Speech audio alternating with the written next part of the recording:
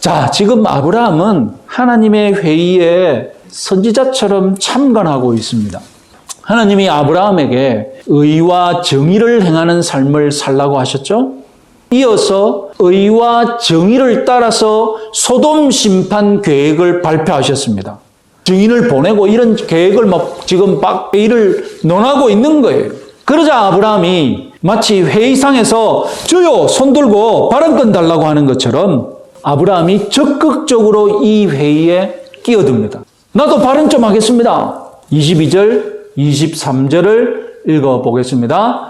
그 사람들이 거기서 떠나 소돔으로 향하여 가고 아브라함은 여호와 앞에 그대로 섰더니 아브라함이 가까이 나아가 이르되, 아마도 아브라함이 회의에 초청되지 않았다면 어쩌면 하나님과 천사들 모두 소돔성을 방문했을 수도 있습니다.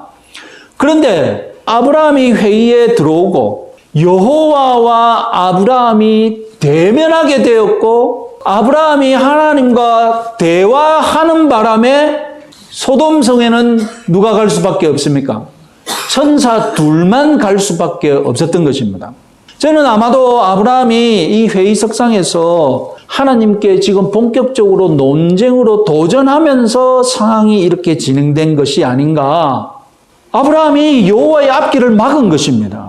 세 명 막 가려고 하는데 잠깐만요. 바짓가랑이 붙잡고 사정하듯이 아브라함이 여호와를 붙잡은 겁니다. 지금 여호와만 붙잡으면 되거든요. 천사들 가는 건 막을 수 없고 손이 지금 두 개밖에 안 되니까. 그래서 여호와가 소돔으로 못 가고 천사 둘만 간 것은 아브라함이 적극적으로 이 회의 결정에 개입했기 때문입니다. 자, 이리하여서 그 유명한 소위 아브라함의 중보기도가 시작됩니다. 자, 표를 보시면 아브라함과 하나님이 회의석상에서 주고받은 대화를 요약한 것입니다. 자, 아브라함이 하나님께 토론 대결을 하는 것처럼 지금 도전하고 있다고 생각해 보십시오. 아브라함이 하나님의 계획에 논쟁거리를 지금 던지고 토론을 막 시작하고자 하는 것입니다. 주제는 뭐겠습니까? 왜 의인을 악인과 함께 심판하려고 하십니까? 이것이 아브라함이 던진 의제입니다. 아니, 나보고는 의와 정의를 행하려고 하더니 왜 하나님은 의인을 악인과 함께 심판하십니까? 그것이 의와 공입니까? 이렇게 지금 하나님께 도전한 것이에요. 공식적인 대의명분을 딱 제시했죠. 무엇입니까? 공식적인 대의명분? 의인을 악인과 함께 멸하십니까? 이렇게 던져놓았습니다. 부당합니다. 그러나 여러분, 아브라함의 진짜 속마음은 뭐겠습니까? 아브라함이 가지고 있는 진짜 속마음은 무엇입니까? 롯 한 사람을 구하는 것이죠. 그죠? 소돔을 지금 멸한다고 하니까 누가 걱정이 되는 겁니까? 거기 살고 있는 롯이 걱정이 되는 거예요. 많은 사람들 중에 롯이 걱정되는데 롯만 구하자고 하나님께 부탁하기에는 어떻습니까? 너무 이기적이잖아요. 그러니까 롯도 살고 하나님도 설득할 수 있는 대의명분을 찾았는데 그것이 무엇입니까? 의인을 악인과 함께 멸하십니까? 이 대의명분을 통해서 하나님을 설득하고 롯도 구하는 계획을 아브라함은 가지고 지금 하나님과 토론에 들어간 것입니다. 여러 민족의 아버지답게 그리고 롯의 작은 아버지답게 그런 대의명분을 제시한 것입니다. 자, 그럼 왜 50부터 시작했을까요? 여러 가지 의문이 있지 않아요? 서너 가지 의문이 있는데 왜 50부터 시작했을까요? 처음부터 19, 8, 7, 6, 5 이렇게 카운트다운 하지 않고 우리 같으면 오늘날은 카운트다운이 그런 다진되어 있어 있겠지만 또 이 4,000년 전이니까 또 우리와 또 다르겠죠? 어떤 학자는 고대 마을들의 인구가 대략 100명쯤인데 그 절반이 50이었을 것이다. 이렇게 해석을 제안하기도 합니다. 그런데 그렇게 설득력 있는 것 같지는 않습니다. 제 생각에는 4,000년 전에는 사람이 제법 모였다 하는 숫자가 어느 정도겠습니까? 4,000년 전에는 한 100명쯤 모이면 제법 모였다 이렇게 판단하지 않았을까요? 그래서 여러분 진짜 많이 모인, 어마어마하게 많이 모인 숫자가 뭡니까? 1000이거든요. 성경을 보시면 1000이다. 이렇게 가면 그건 엄청나게 많은 겁니다. 그러나 일상적으로 좀 많이 모였다 하면 100명. 지금은 사람이 너무 많으니까 100명 모여도 무슨 집회 열었는데 100명 모였다면 에이 뭐 그거밖에 안 모이나 이렇게 하는데 4,000년 전은 다른 거예요. 그래서 일반적으로 제법 모였다 100명 잡으면 딱 50은 뭡니까?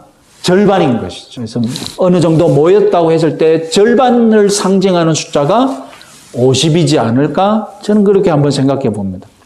여러분 설득력이 좀 있습니까? 내만 말하면 그래 다 설득되면 안 되는데.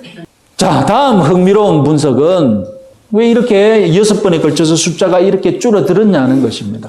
처음 3번의 3개의 숫자는 5와 마이너스 5와 상관이 있고 그리고 나머지 3번의 숫자는 마이너스 10과 10명씩 감하는 것으로 제한되어 있습니다.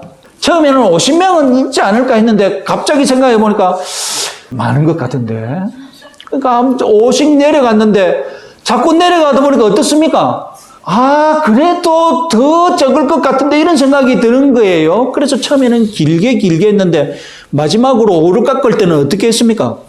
급한 거예요. 자기가 이미 3번이나 말을 번복했지 않습니까? 아, 이거 다음에는 진짜 좀 점프를 해야 되겠다 싶으니까 3번째 40명을 얘기할 때는 아주 간단하게 말해버립니다. 복잡하게 말도 안 하고 다음으로 바로 10명으로 점프해버립니다. 자, 그럼 왜 10명에서 멈췄냐? 또 이런 의문도 들죠. 기왕이면 1명까지 내려가지 않고 왜? 자, 어떤 분은 또 10명 정도는 돼야 공동체이기 때문이다. 10명이 최소한의 공동체 숫자이지 않느냐 이렇게 제안하는데 그렇게 설득되지 않습니다. 저는 단순하게 그냥 이렇게 생각해 봤습니다. 아니, 그 성읍에 의인 10명도 없다면 그건 망해도 싼 거 아니야? 뭐 그렇게 생각했지 않았을까요? 단순하게 생각해서 10명도 안 되는 의인 때문에 그 많은 엄청난 악인들을 그대로 내버려 둔다고? 그러면 무슨 꼴이 됩니까? 악인을 의인처럼 대우하는 것이지 않습니까? 의인 10명도 안 되는 숫자 때문에 성읍 전체를 내버려 둔다면 그 많은 악인들을 의인과 공평하게 대하는 꼴이 되지 않습니까? 이것이 오히려 또 차별이지 않습니까? 아브라함은 처음에 의인이 제법 되는데 의인들을 악인과 똑같이 취급하면 부당한 것이라고 지금 하나님께 제안했지 않습니까? 그런데 깎아 내려다 보니까 무슨 꼴이 되어버렸습니까? 의인은 10명도 안 되는데 이것 때문에 전체를 심판하지 말자는 더 이상 자기가 생각해도 자기가 이제 부당한 꼴이 되어버리는 것이죠. 그래서 10명에서 멈췄다는 것입니다. 이제 아브라함과 하나님과의 대화를 우리는 기도라는 관점에서 보고 교훈을 얻어봅시다. 아브라함의 기도는 생떼를 쓰는 기도입니까? 우리도 아브라함처럼 생떼 쓰는 기도, 그래서 이렇게 했다가 저렇게 했다가 6번이나 번복하고 그래도 하나님이 다 받아주시겠다. 우리가 생떼 쓰면 다 들어준다. 여러분, 이런 교훈을 오늘 우리들에게 주는 겁니까?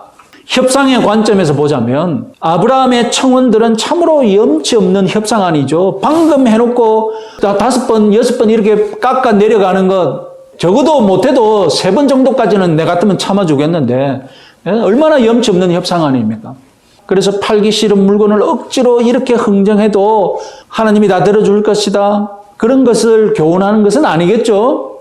자, 오늘 본문의 올바른 교훈 3가지를 말씀드리겠습니다. 첫 번째는 아브라함은 겸손하게 기도했습니다.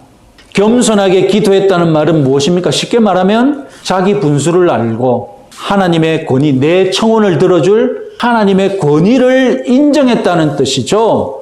여러분, 표를 다시 한번 보세요. 할 때마다 뭐라고 합니까? 나는 티끌이나 재와 같사오니 감히 아뢰어 노하지 마옵시고 감히 아뢰나이다.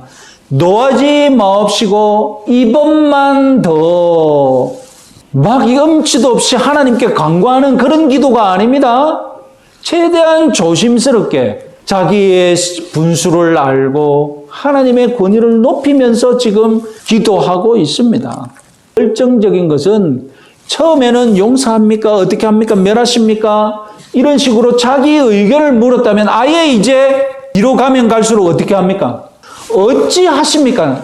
내 생각을 말하지 않고 하나님의 결단만 존중하는 거예요. 어찌하시렵니까? 나는 이렇게 했으면 좋겠는데 처음에 얘기했잖아요. 멸하지 않았으면 좋겠는데 멸하실 겁니까? 이런 식으로 지금 계속 의견을 제시했지 않습니까? 이제는 그런 말도 안 하고 어찌하시렵니까? 이런 식으로 하나님의 주권을 완전히 인정하고 하나님의 태도만 집중하는 기도를 드렸다는 것입니다. 여러분, 우리의 기도도 아브라함의 기도처럼 이렇게 점점점 기도 제목이 바뀌어야 하는 줄 믿습니다. 결국 여러분, 가장 겸손한 기도는 무엇입니까? 하나님이 어떻게 행하시든 내가 다 아멘할 준비가 되어 있습니다.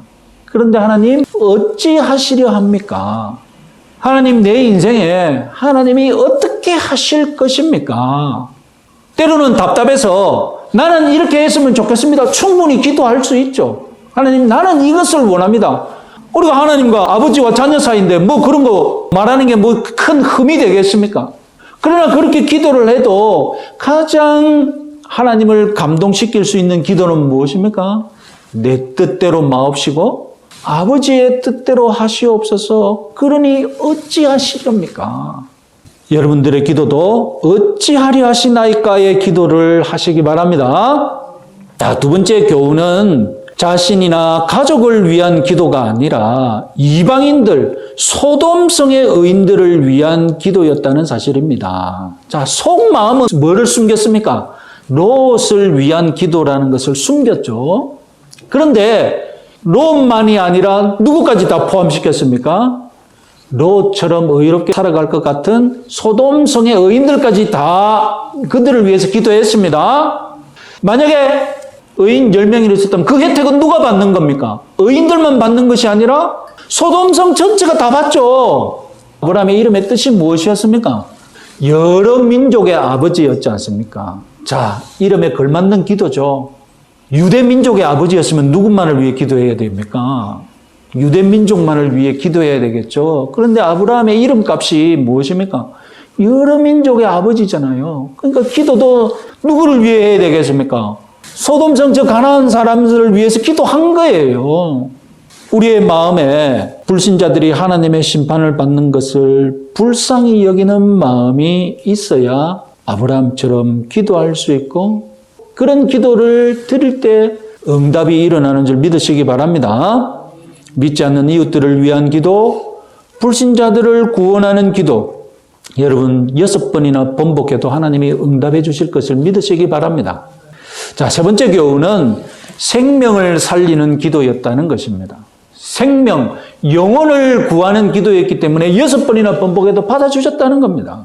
어쨌든 누구를 살리든 롯이든 의인이든 어쨌든 많은 영혼을 살리고자 했기 때문에 하나님은 기꺼이 다 들어주신 겁니다. 오늘도 저와 여러분들의 사람을 살리는 기도, 영혼을 살리는 기도라면 하나님은 얼마든지 들어주실 줄 믿으시기 바랍니다. 그래서 우리도 이렇게 기도하면 아브라함처럼 기도하고 응답받을 수 있습니다. 오늘 우리가 기도를 통해 배운 것이 무엇입니까? 우리 뜻대로 생떼를 부르가며 6번이나 소원을 바꾸어 기도해도 하나님이 응답해 주신다. 그런 교훈을 얻은 것입니까? 아닙니다. 응답받는 기도의 세 가지 조건 무엇이었습니까? 겸손한 기도, 이방인을 위한 기도, 생명을 살리는 기도. 이 기도가 6번이나 번복해도 하나님이 오케이 해주시는 기도라는 것입니다. 내 가족, 내 친척, 내 친구, 내 이웃, 내가 알고 있는 모든 지인들 중에 하나님의 심판을 받을 자가 있다면 그들이 소돔성 사람처럼 산다면 그를 불쌍히 여기고 오늘도 기도하시는 여러분들 되시기 바랍니다. 그래서 우리들의 기도로 그가 용서받을 수 있음을 믿으시기 바랍니다. 아브라함의 심정으로 불신자들의 운명을 우리가 기도로 좌지우지할 수 있습니다. 우리의 기도는 하늘문을 여시고 하나님의 은혜를 내가 기도하는 사람들에게 쏟아붓게 만들 수 있음을 믿으시기 바랍니다. 그래서 이번 한 주간도 하나님의 간절하게 기도하셔서 많은 사람들에게 하나님의 은혜를 나눠주시는 아브라함과 같은 그런 삶을 사시기 바랍니다.